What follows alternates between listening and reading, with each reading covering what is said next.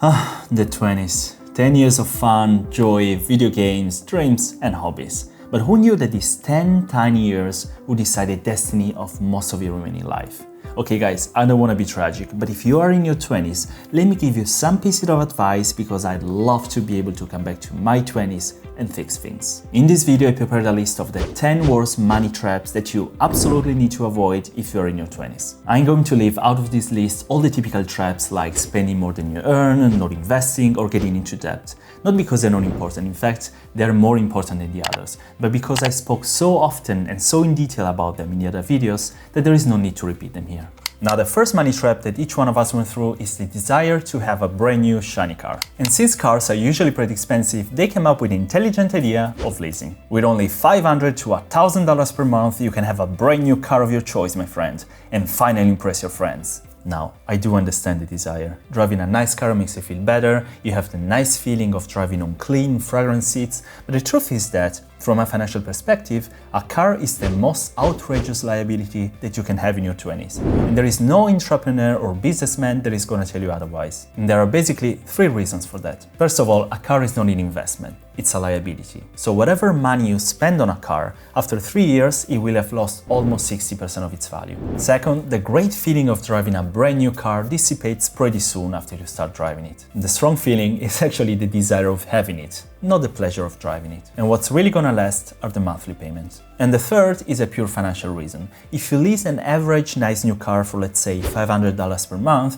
you're gonna have spent $6,000 in just 1 year. And if you do this for 10 years, between your 20th and your 30th birthday, then in the end you're gonna have spent $60,000 only on leasing costs. Maybe one day you want to start a business, or you want to use them as upfront payment for a new flat, or maybe you want to invest them in the S&P 500 index and find yourself with a $100,000 portfolio at the age of 30. Wouldn't be bad, right? The second money trap is what inspired the new motto, get rich or most likely die trying, playing the lottery. Lotteries are made in a way that it's really easy to win something, but it's almost impossible to win big amounts. The fact that someone at some point, somewhere in the country, manages to win the big jackpot is the trap that deceives everyone. Let's take the Powerball, for example. The odds of winning any jackpot are never in your favor from a statistical point of view. That means that whatever jackpot there is, you're gonna have to spend more than the jackpot if you wanna be sure to win. Just to give you an example, the odds of winning the big jackpot at the Powerball are 1 every 292,201,338. A ticket costs $2, so you're gonna have to spend $600 million if you wanna be sure to win. Now, let me put it into perspective for you. The annual risk of dying in a plane accident for the average American is 1 in 11 millions.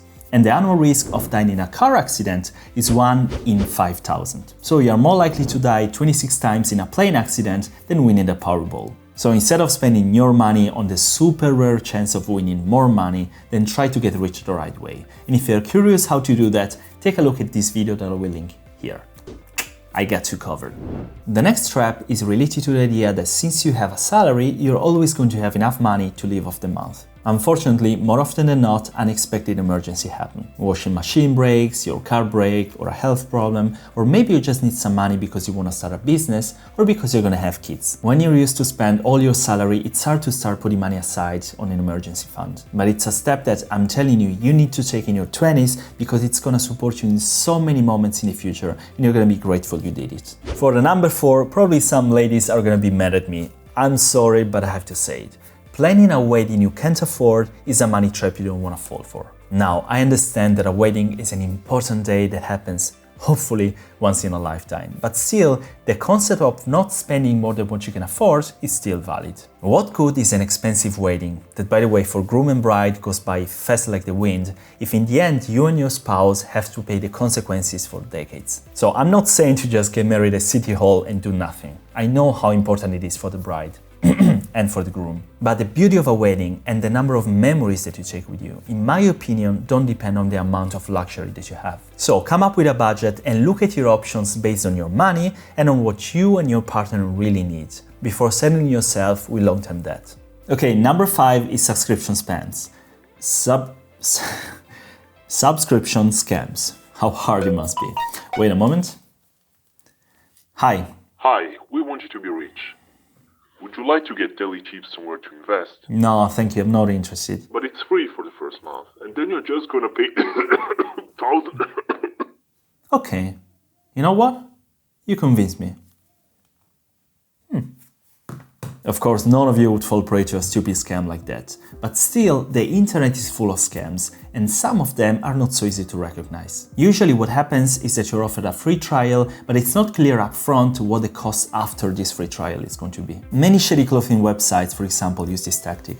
They're gonna sell you a subscription with which you can buy clothes at a discount, but they're gonna omit the important information about how much you're going to pay when the trial period ends. And then after a month or two, you check your credit card and you find out that they're ripping you off. The problem here is that most of these websites make it impossible for you to contact them. So in the end, you don't know how to solve the problem and you try to solve it by closing your bank account, which is usually not a good idea. In general, I'd suggest you to avoid all subscriptions except the ones that are so famous and reliable that even your dog knows them, like Amazon Prime, Netflix, or similar. What the dog doing? But while we're on the subject, make sure to budget for your subscriptions. An app here, a subscription there, it adds up fast, and in the end you're gonna spend $50, $100 every month on subscription services. Okay, number 6 is also a scam, and you probably saw it many times as advertising when you watch a new YouTube video. The so-called get-rich-quick scams, or schemes, or scam. Get my free book, you idiot, and only pay for shipping. Get my checklist for free. Buy my $10,000 course for only $97,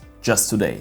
You know what I mean. And now it's become a trend also in Instagram and in Facebook, and I've seen it so many times, to just scam people by writing that you've had a really difficult life and all the problems that you had, and then after only 1 year you're finally able to earn $600,000 per month and live the dream life.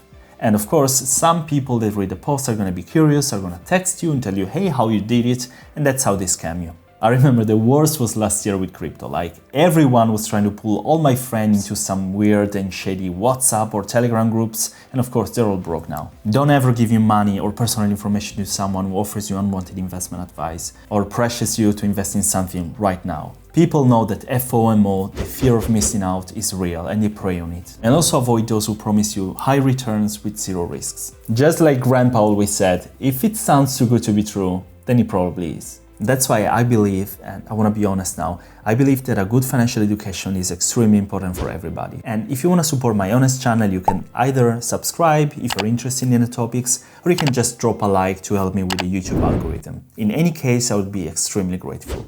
Now, number 7 is credit cards. And don't worry, I don't mean that you shouldn't own a credit card. But credit card companies know how much we love freebies. They hope that by offering all of this free stuff, you'll sign up and before you know it, you'll rack up a ton of debt like it's nothing. So when the credit card companies come calling, just say no. And sign-up bonuses are just one of the many credit card traps. You're gonna get rewards, discounts, cashback, a free massage, and even a new car if you're lucky enough. Don't play their game because there is no real freebie in the world. Always avoid credit card debt because it's the worst debt you can have. And in case you have it already, try to pay it off before any other investment. What I always say is that paying off debt is actually like investing. So let's say you have a credit card debt with 19% interest rate. If you use $1,000 to pay off this debt, it's actually like you're using $1,000 on an investment that gives you 19% return.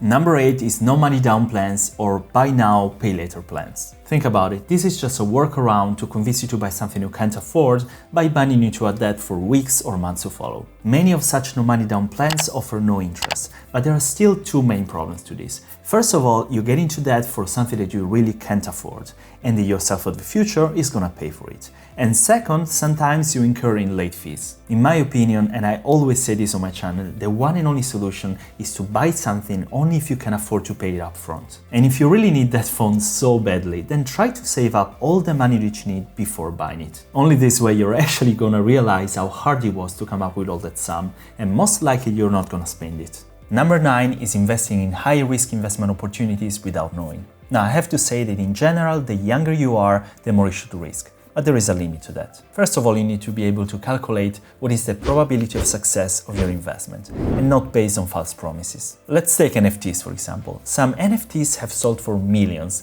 and if you listen to the NFT gurus, they're gonna tell you that NFTs are the art of the future. But what they don't tell you is that the probability that you buy an NFT and you sell it at a higher price is almost zero, because there is no reason why an NFT should increase in value just because it went through your hands. While famous influencers and internet personalities make millions because they flip NFTs that increase in value just because they bought it, the rest of the world is losing money. The same goes for some risky cryptos that nobody knows, and at some point they're praised as a great investment opportunity before crashing a couple of months later when the bubble pops. In general, whatever high-risk investment you're doing, even if it's an important crypto like Bitcoin or Ethereum, should concern a small percentage of your money. You don't want to make a gamble out of your investments. Okay, the last money trap that everybody should avoid, and that unfortunately is the worst money trap ever, is wasting your time.